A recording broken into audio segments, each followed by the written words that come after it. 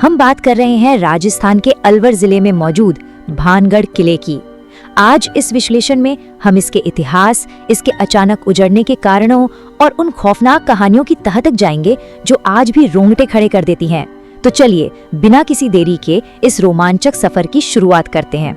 जरा सोचिए, क्या आज के इस मॉडर्न जमाने में कोई ऐसी जगह हो सकती है जहां सूरज ढलने के बाद इंसानों का जाना ही पूरी तरह मना हो? बिल्कुल है, और ये कोई आम अफवाह नहीं है। भारतीय पुरातत्व सर्वेक्षण यानी ASI ने खुद यहाँ बेहद सख्त नियम बनाए हुए हैं। सूर्यास्त के बाद इस किले के परिसर में कदम रखना पूरी तरह से वर्जित है। अब ये नियम ही अपने आप में बता देता है कि इस जगह के इर्द गिर्द कितना गहरा खौफ फैला हुआ है ना?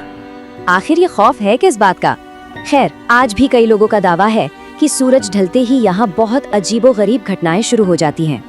सुनसान हवाओं में गूंजती अचानक चीखने की आवाजें, रात की उस डरावनी खामोशी को चीरती हुई घुंघरुओं की झंकार और पुरानी टूटी दीवारों पर रेंगती हुई रहस्यमयी परछाइयां। ऐसा माना जाता है कि इन खंडरों में आज भी पुरानी आत्माएं भटक रही हैं।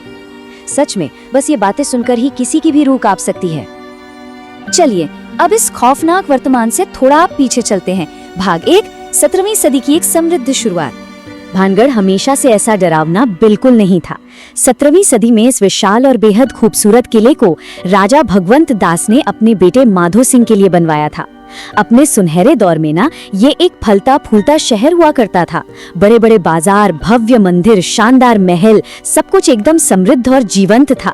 लेकिन फिर अचानक कुछ ऐसा हुआ जिसने सब बदल कर रख दिया। सब कुछ रातों रात पूरी तरह से वीरान हो गया।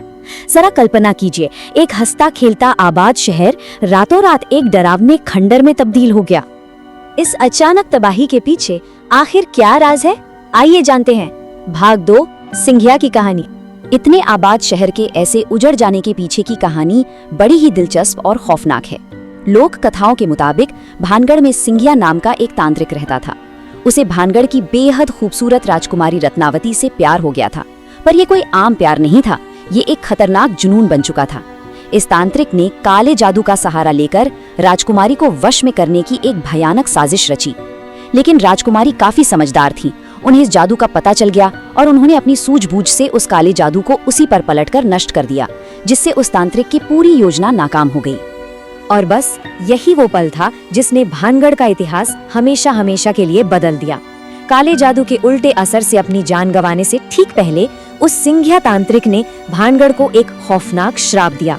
उसने कहा, ये पूरा शहर बर्बाद हो जाएगा और यहाँ रहने वाले लोग कभी शांति नहीं पाएंगे। स्थानीय लोगों का मानना है कि बस इसी श्राप की वजह से भानगढ़ का रातों रात विनाश हो गया। एक ही रात में सब खत्म।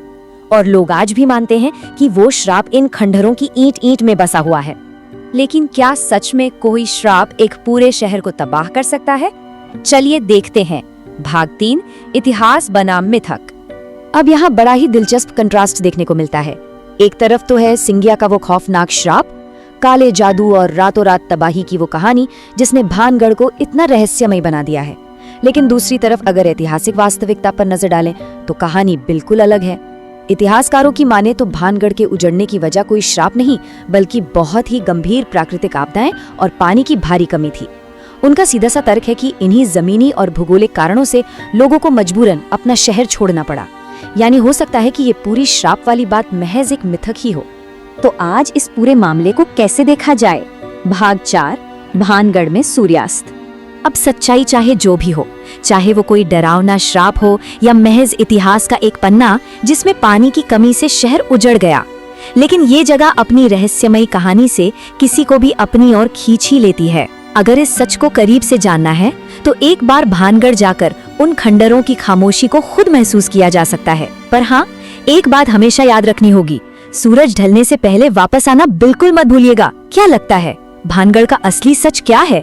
इसी सवाल के साथ आज का ये एक्सप्लेनर यहीं खत्म करते हैं।